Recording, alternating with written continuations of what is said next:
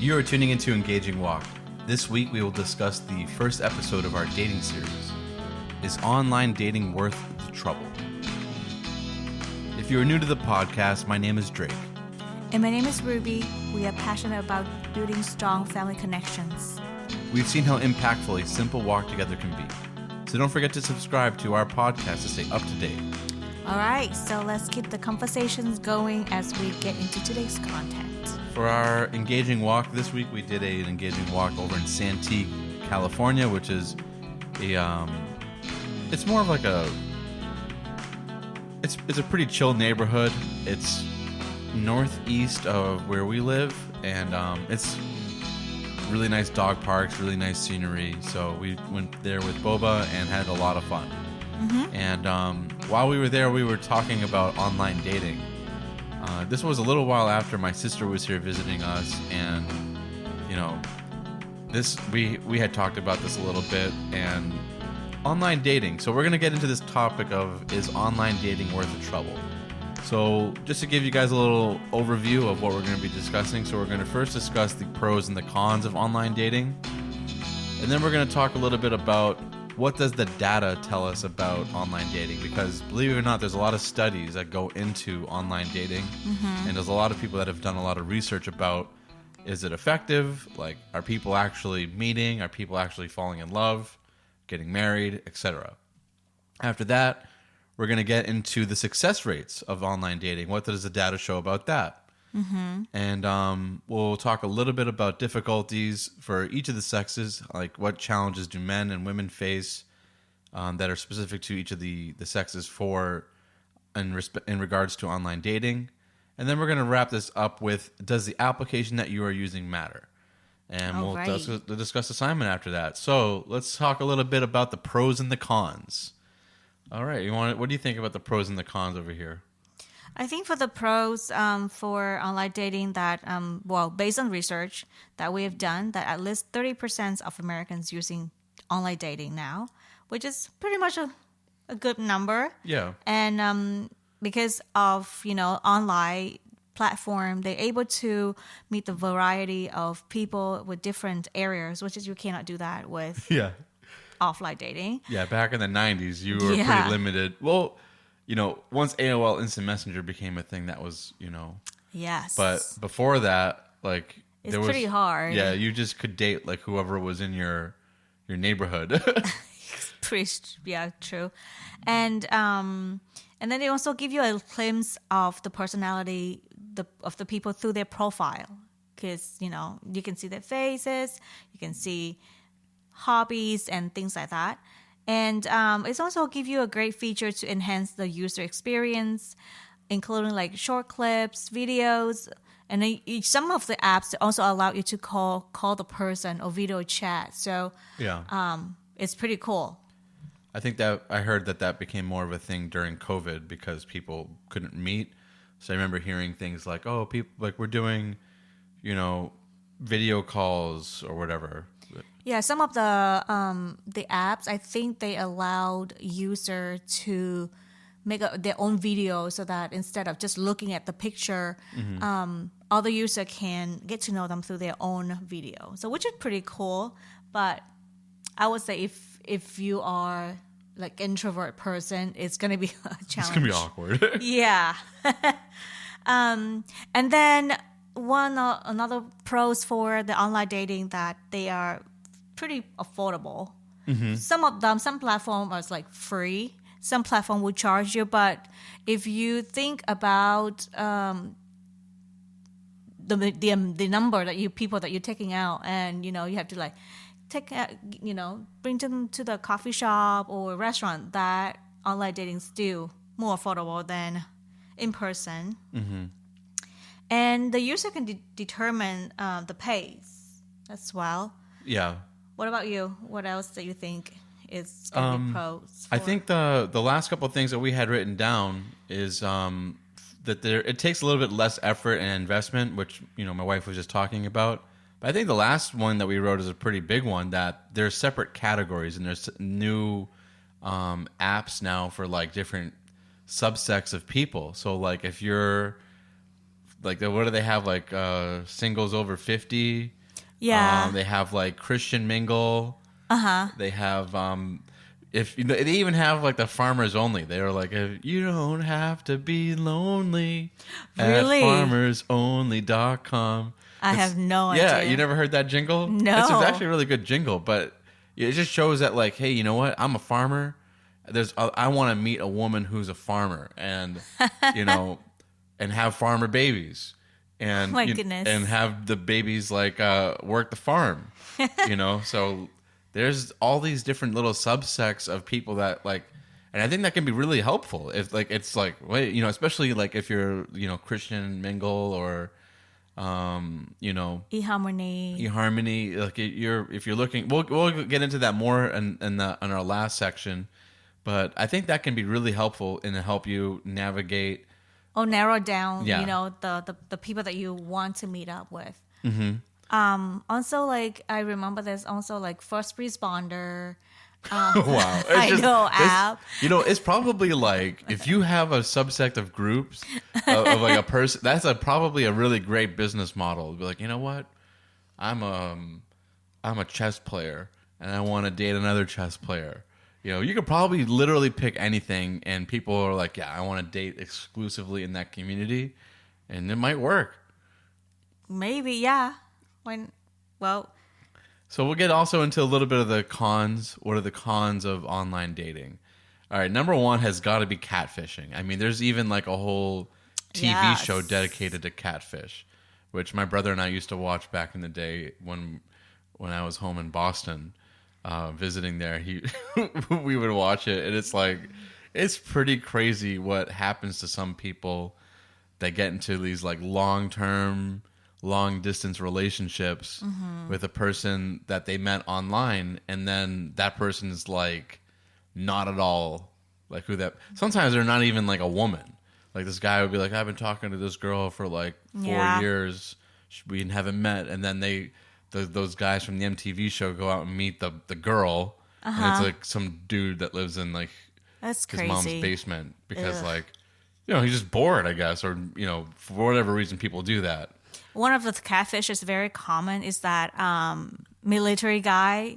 Well, the profile is like, oh, I'm a military person, and I'm active duty in far country like Iraq, Iran, Pakistan, you name it. And then you know, reach out to the girl, and I say, oh, by the way, I need help, and there you Scammers. go. All the money. It's like, I need help with this, and then manipulating. But yeah, drama. Also, people can treat you like a commodity on True. online dating. And I think those two probably are the biggest drawbacks to it, which is like a lot of people don't want to be reduced to a profile. Oh, like, a picture, just a picture. I'm a swipe. picture. I'm a profile. I'm much more than that. I don't want to just be treated like swiped in whatever direction. Yeah. And then another thing can be filtering through so many different choices.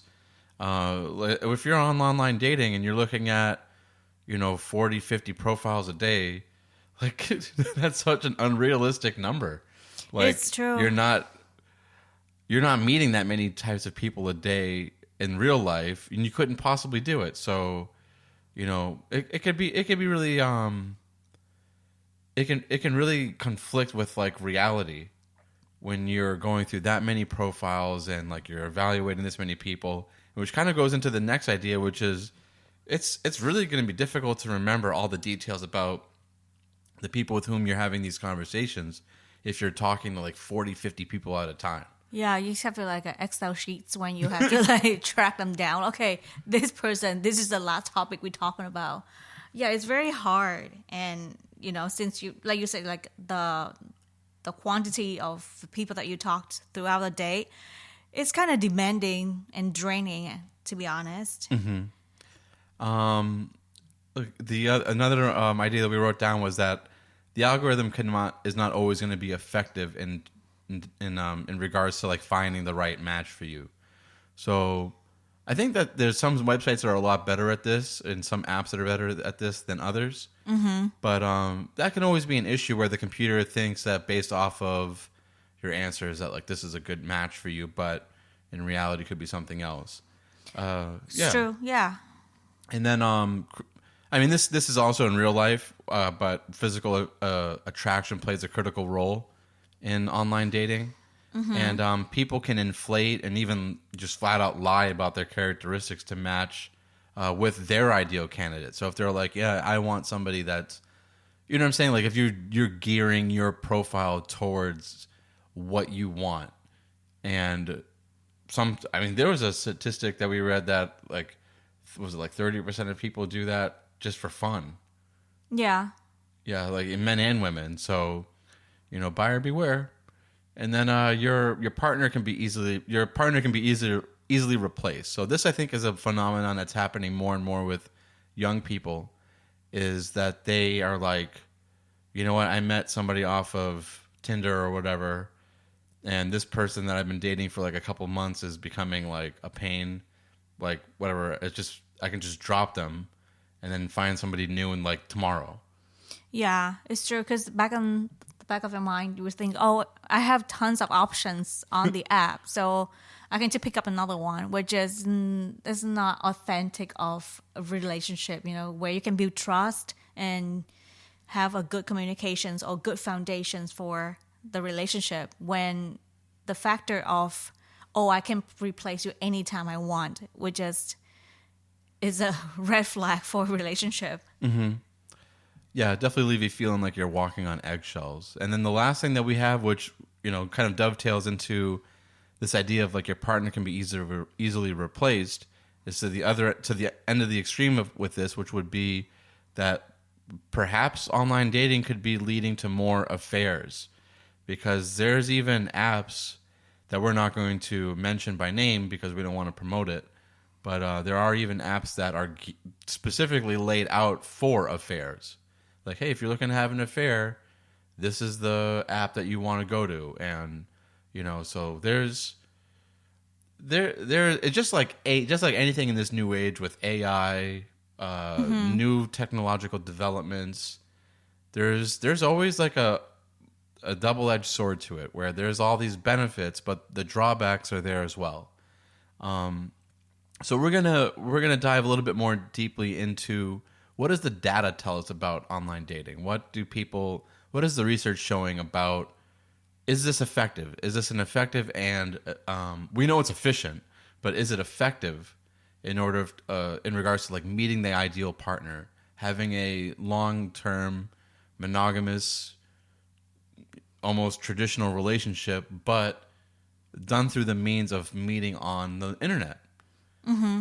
Well, based on what we research, is that nearly 70% of individuals who met someone on dating apps said that it's led to romantic and exclusive relationship, while 28% said that it did not. So the success rate is pretty high. It's pretty high, yeah. Yeah.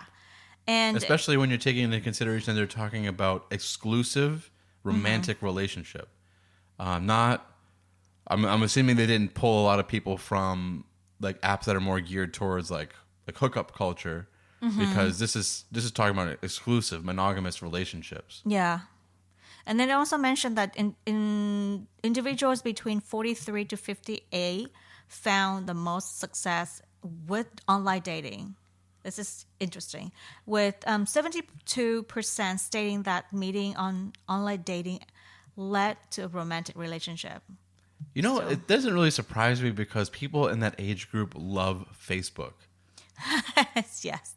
They like absolutely love Actually, Facebook. Facebook also have a dating app too. That doesn't surprise me either. Yeah. And the feature is that you can, this is funny because on Facebook, you can join the dating feature and you can ignore your friends. So for example, so I can check out, or I can get to know your friends, but you will not know about that.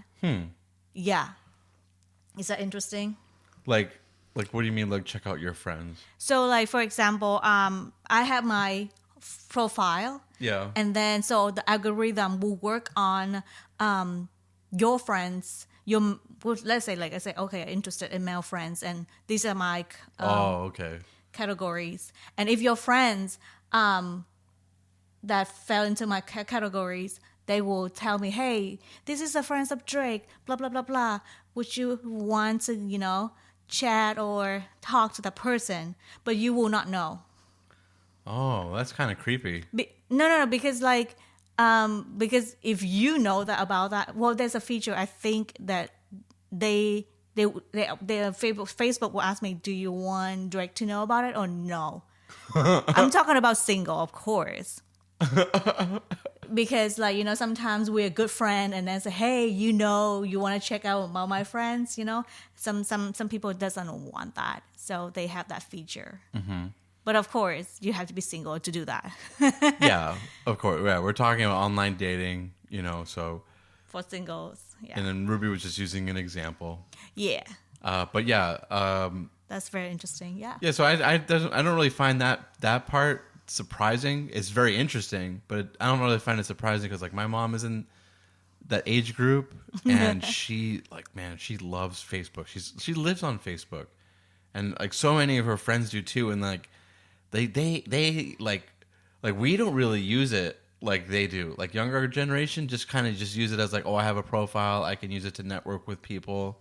I can use it to like post pictures and keep people up to date. Maybe mostly use Messenger and things like that. But older people in that age group of 43 to 58 use it as like a community, and like they will like comment on each other's photos, like comment under and, like, public reply. setting instead of just friends to friends. I think for younger one they have Snapchat, different platform for for that. But for older people, the generations, they love Facebook and they think that it's one-on-one, but actually it's a public setting. Yeah, so they tend to, I think, trust this technology and trust like online experience. So, and then I think also if you're in that age group, like the odds of you getting catfish are probably lower than like if you're in your 30s or 20s. But anyways, also another con that we did not mention, but is probably another one of the top ones, is there's always an element of danger when you're meeting with somebody online that you don't know.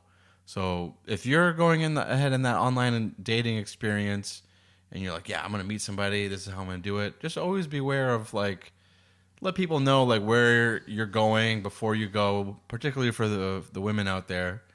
And always meet in a public setting and public then setting, meet at a coffee shop before you go out to dinner, like during the day. or you even have a friend that just secretly is on the next table, so that anything happen, the person's right there. Yeah, they got your back.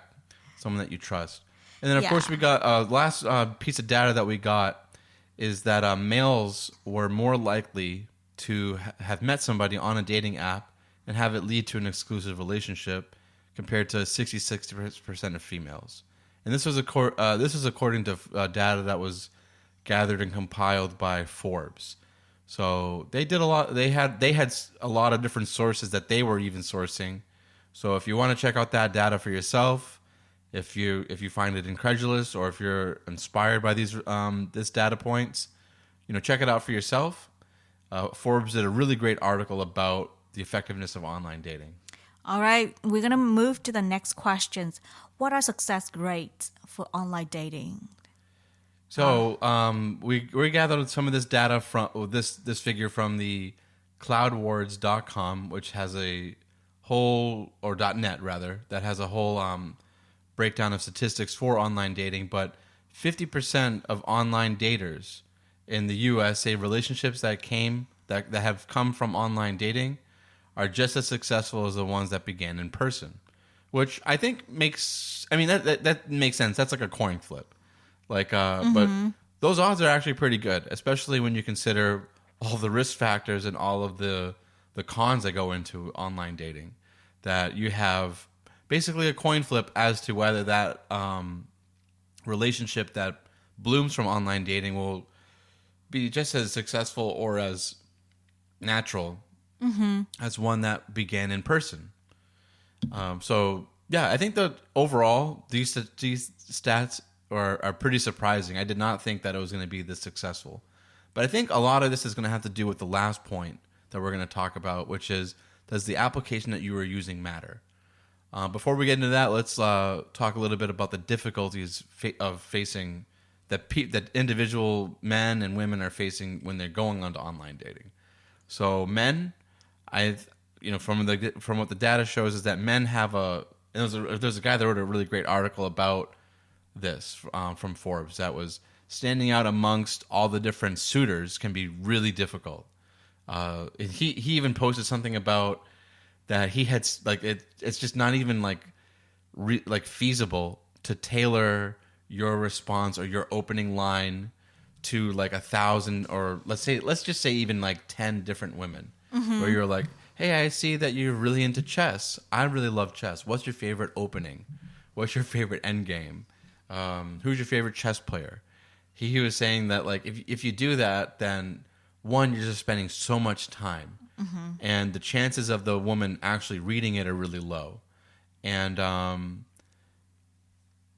can definitely know from experience that like, yeah, you can reply to you send somebody like a thoughtful note.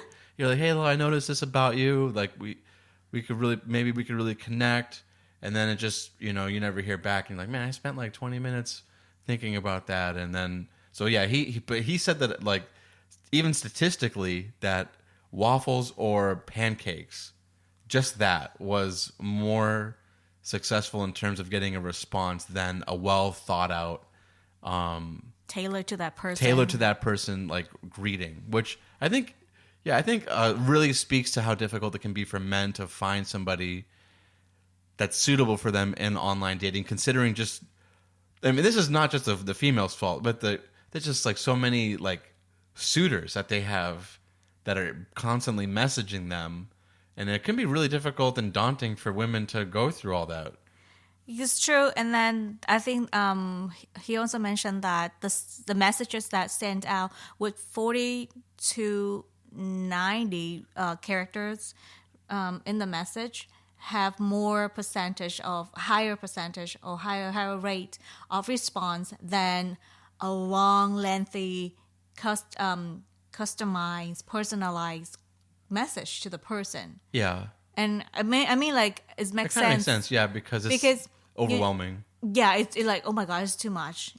You can see like, oh yeah, that person is very sincere, but at the same time, it's too much. So asking very simple questions at the beginning, like waffles or pancake, chocolate, or vanilla, is a good icebreaker for conversation.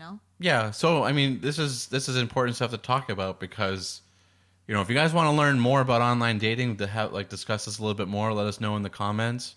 Let us know what you guys think. But yeah, there are people that like really focus a lot of time and energy into doing research about this. I mean, we just kind of like just scratched the surface and did a decent amount of research on our own.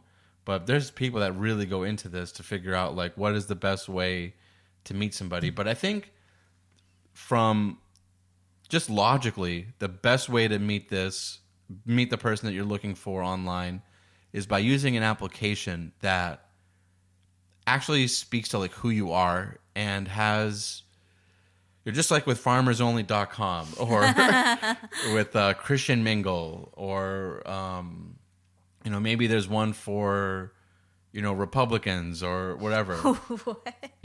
That having an app or a dating site that creates an element of value to it as opposed to something that's free and plentiful is going to be the better way to do it than like using, for example, like Tinder, which one is free and then two, you're just relegated to a swipe right or a swipe left with maybe there's other elements to it, I'm not really sure, but something that actually has like an algorithm that will, because I know for like eHarmony will gather your information, compile it, and then assort you in a way that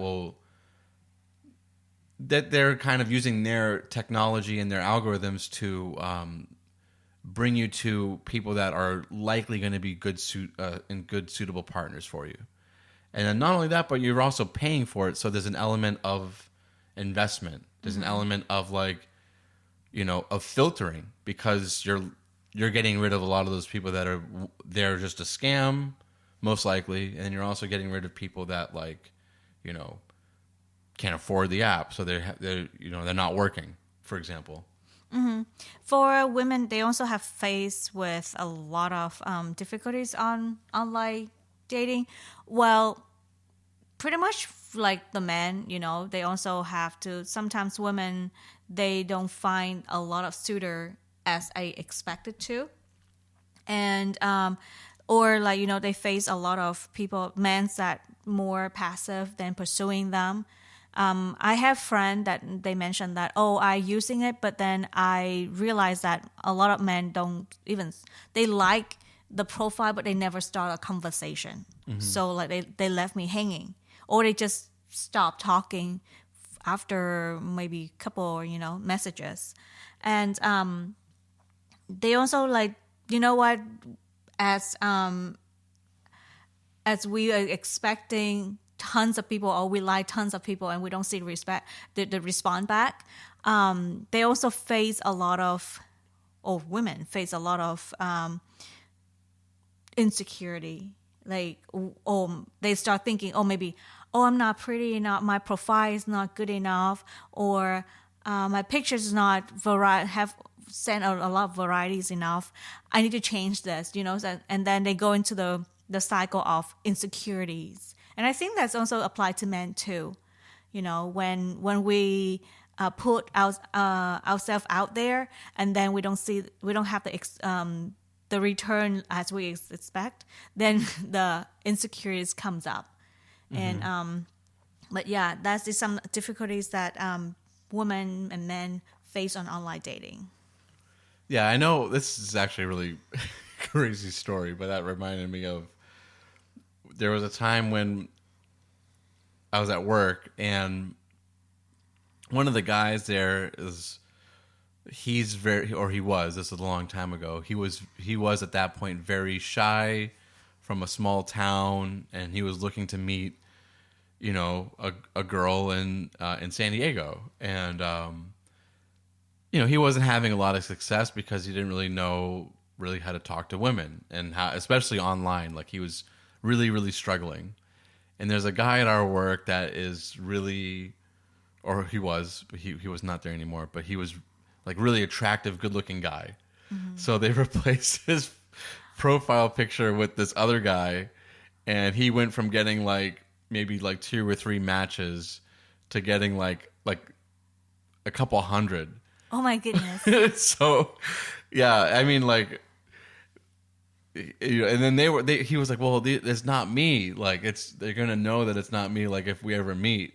And then the other guys at work were like, they're not even gonna remember, they just know, like just change the profile picture back after you have all the my matches. goodness. And then like, that's funny. Yeah, so they were just like women just are more into conversation, they're not into like your looks as much as you think. And he was like, no, clearly they are, because I went from having like 3 likes to like 200 matches or whatever. But yeah, it's so that can definitely highlight a lot of your insecurities, especially with things like that. Well, if if you discover insecurity, that's a great time or opportunity to work on it, instead of push it away or hide it. Mm-hmm.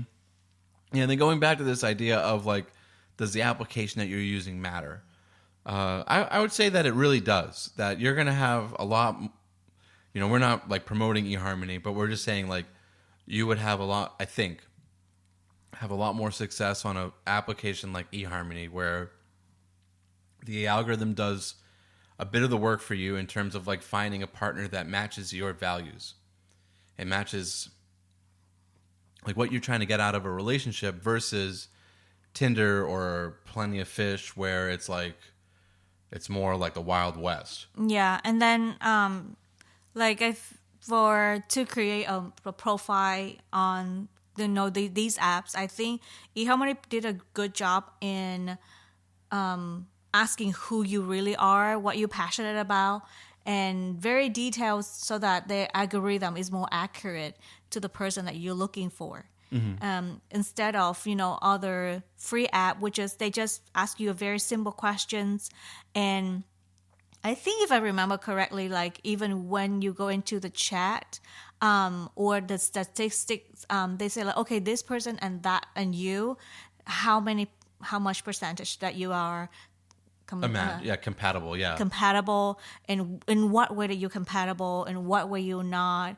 They very good statistic, and also on top of that, like if you're an introvert person and you don't have no idea what to talk to the person, I think there's is some like a cue where you can say, oh, say this, or no, like click on that if you feel like you want to talk about that cue, use that cue to start a conversation.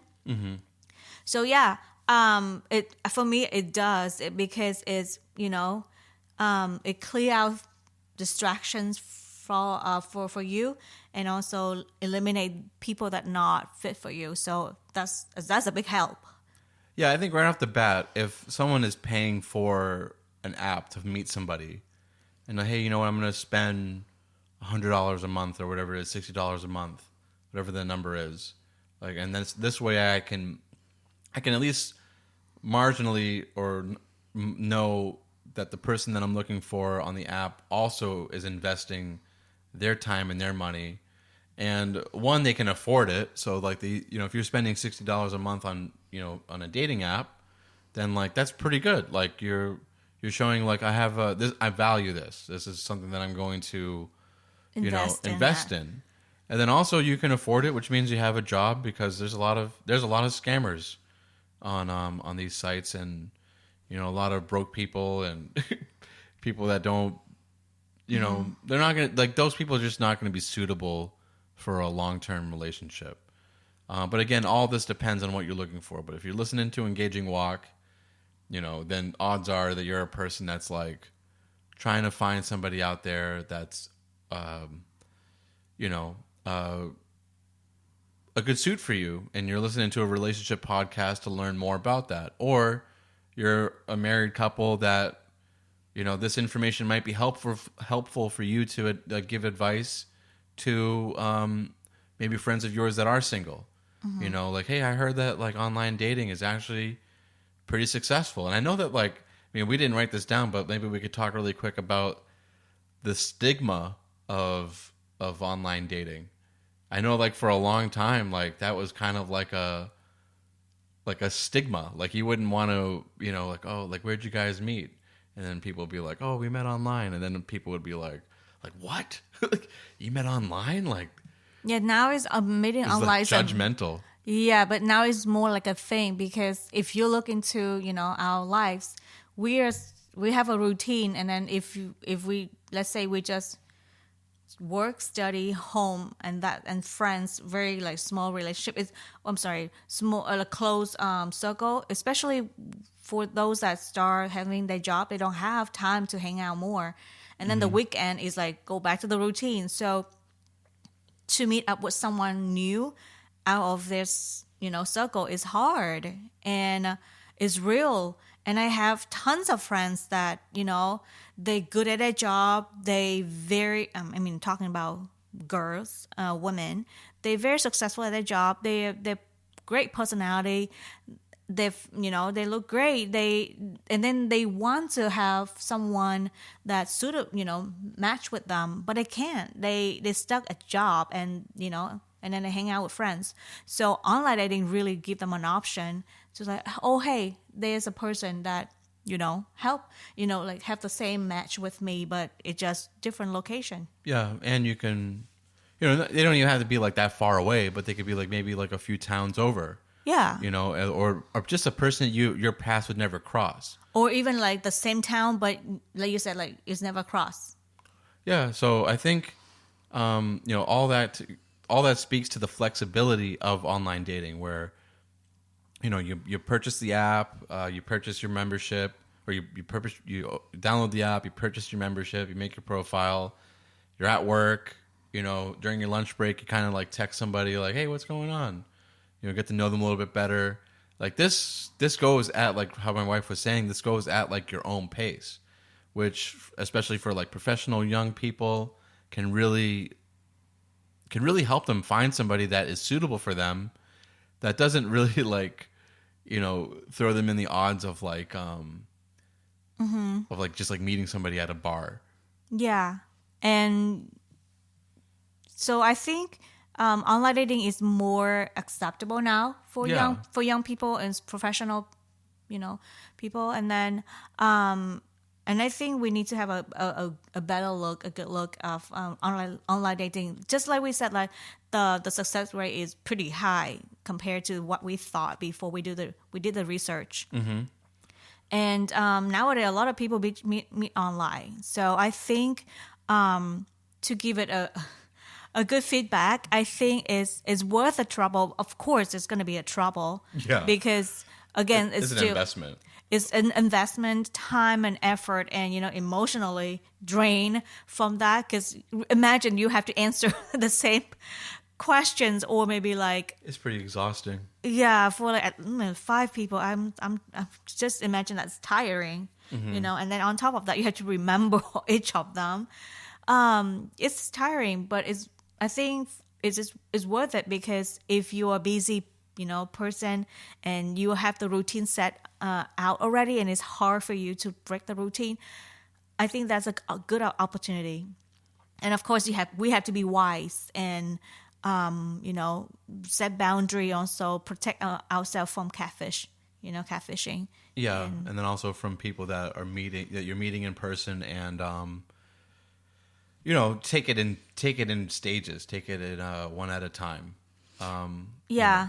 Public meeting at a public place, all those things. There's so many different ways that you can go about protecting yourself when you're meeting new people, especially online. But if you take those precautions, you invest the time into it, use an application that will help filter a lot of scammers and people that aren't looking for a long-term relationship. I agree that online dating is worth the trouble. That you can find somebody that you're meant to have a great relationship with and have a future, if you go about it in a more like procedural way. Yeah, and I think like once you know the person on from online account to in person, like once you meet up with them, it's gonna clear out a lot of things, and then from that, you can just start getting to know that person in person. It's kind of repeated, person in person, like get to know them in personal level, and then start involved in your friends, and so now you have more people around you, and to see them, to know more about them, and I think that's also safe too. I think that's a great way to end it. But there was this one quote that my wife had that I'd love for her to share. Which one? The last line.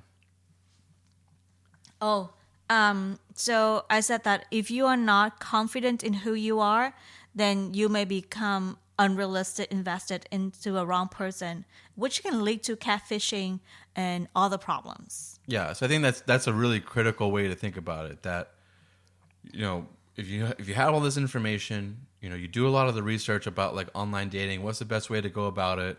What's the best app for you? What's the best app for like the person that you're trying to meet, or like the ideal type of person that you're trying to meet? Have that confidence in who you are. Set those boundaries. And then just take it as it comes, and then those realistic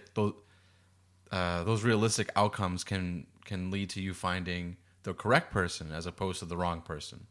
So yeah, because if you have unrealistic expectation, and you want to really push that to happen, you might end up into like a victim of catfishing, because now the person know. If that person, have a different motive, then they know, okay, and this is the hook that I can get that person to do whatever I want, or to do what I want that benefits me, which is not a good idea. So, again, before, there's no time, or there's no a final stage of like I'm ready, or I'm complete, or I'm perfect.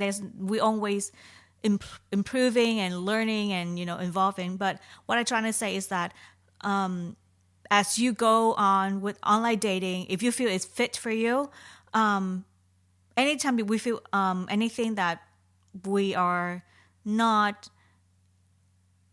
believe in ourselves enough or feel insecure, that is a great chance to look into ourselves and become a powerful person. What I try to say is that, if I see myself something that I need to work on before I continue to do relationship, I need to work on that first. That's my priority, because if I come to any relationship as a whole person and complete person and healthy person, then I can bring so much more in the table. And then one thing that I heard a lot of people that mention, like, unhealthy behavior will attract unhealthy behavior. If, let's say, I always feel a needy for a guy pursuing me a certain way, like, oh, I have to, I will share a story, like, that I heard from like a speaker. She shared that somehow she always attract guys that disappear in her life, like they dating a little bit and then they disappear, and she keep going back to the cycle. And then until she realized that because she was growing up, her dad was not in the picture all the time, and unconsciously she attracts to men that have that behavior. So until she looked into her childhood, her insecurity, now she can start. Now guys that disappear in the middle of the relationship no longer have a hook on her heart or have a powerful pull in her heart. Now she's, because of that, she found her husband. She found a healthy, a powerful individual, and the marriage is beautiful. That's a couple that we met at the marriage conference earlier last year. So what I'm trying to say is that if we recognize something that we need to work on as individual, I encourage you to work on that, because that will help you to find the right person instead of a wrong person. Yeah, there's definitely a tendency that we as humans have to gravitate with what we're familiar with. And if what we're familiar with is chaos, abandonment, broken promises, just hurtful behavior from, a lot of times it does come from our parents. It can come from, mom and dad, or mom or dad, and those learned behaviors become like, oh, this is familiar. I know what this is like. I at least know it doesn't feel good, but I at least know how to interact with this. Whereas, if you're in a relationship with somebody that's like no drama, and you're like, well, where's the drama? Where's the, where's the excitement? I don't know how to navigate this this relationship because everything's working out well, So I'm not used to this. I don't know how to react to this. Yes. So we might not be emotionally ready for an emotionally stable relationship if we're not stable ourselves. And this goes back to like this analogy that we always use in marriage, which is the two cups in a bowl. That like if I'm full and I'm bringing, therefore I have something that I can bring to the bowl, which is our marriage. And marriage of the two individuals becoming one is a constant cycle of filling the bowl and filling the cups. That like we can't neglect ourselves as individuals. We need to have our needs met in order to bring something to the marriage. And it's the same in a relationship, except the relationship, the bowl is being built. It's not there. It's, what is that bowl going to look like? How wide is it going to be? All those things are being negotiated and established during the dating period. So, which again speaks to this idea of like the application that you're going to be using matters, because, marriage mindset people are different than hookup mindset people. It's and true. Those two people, you're not going to get the same outcome from a relationship with people that have different goals. All right, let's move on to our assignment. All right, so for this assignment, if you're in a relationship, reflect back on the dating process that you and your partner went through. And as you went through that discovery process of learning who each other were. And if you're single, take a look at some of the statistics that we've mentioned. Do your own research on online dating. See if it's a possibility for you. And remember to take into account that the application that you use really matters. And have realistic expectations, investment of how much time you want to invest in it, how much money you want to invest in it. And once they have all that information, I'd say that it's definitely worth it. It's a great way to meet people. There's so many options out there, but if you filter out through those methods that we talked about, I think you'll be in good hands. And then for married couples out there, if you have single friends and you're like, hey, this is a great way to meet somebody, I heard on the podcast that the data and the statistics show that this is actually a pretty good way to do it. And again, like we encourage you to listen to your heart, to listen to the peace inside of you. If you say like, oh, okay, I tried so many times and now is the time I feel peaceful about online dating, go ahead. But if you say like, no, I don't think that's for me, I still prefer in person. Yeah, so you do you. But we're just here to say like, for us, when we look into dating, I think online dating is worth it. Definitely we'll have a lot of benefits on that. Of course, we need to be wise as well. Yeah, definitely. Everybody's different. Everybody has different needs. Some people are like, I really want that storybook, the meeting line or the meeting story that we could tell our children that we met. I met your dad when the house was on fire, and your dad was the firefighter that got me out of there, or whatever. But y'all understand what I'm saying. And like my wife was saying, everyone should know what they want out of this. So, but if you had any qualms or if you were nervous about like this, the stigma, I think like my wife was saying, a lot of that's gone, and there's a lot of data that shows that it's a good way to do it, especially when you take precaution. Okay, so for this week's episode, we've got our assignment, and the assignment is to do a little bit of reflecting on the dating process that you and your partner went through if you're in a relationship. So what sort of discovery process did you guys go through? Whether you went the online dating route or in-person route, look back on that experience and have a conversation about it. It's always fun to reflect back on the dating times and, looking back on it and seeing like, wow, we really learned a lot about each other, and like, look at where we're at right now, especially if you're, married for so many years and whatnot. All right, yeah, and if you're single, take a look back at some of the statistics that we mentioned in this episode and see if online dating is a possibility for you. Remember to take into account that the application that you use really matters. And so we want to thank you guys for tuning in and making our podcast a part of your day. We hope that you can take our engaging walk and make it your own. So stay tuned for next week's episode to discuss the second topic in our dating series for this month of February, as we discuss the differences between modern and traditional dating. All right, yeah, so don't forget to subscribe to our podcast to stay up to date. My name is Drake. And my name is Rubie from Engaging Walk, and we are signing out.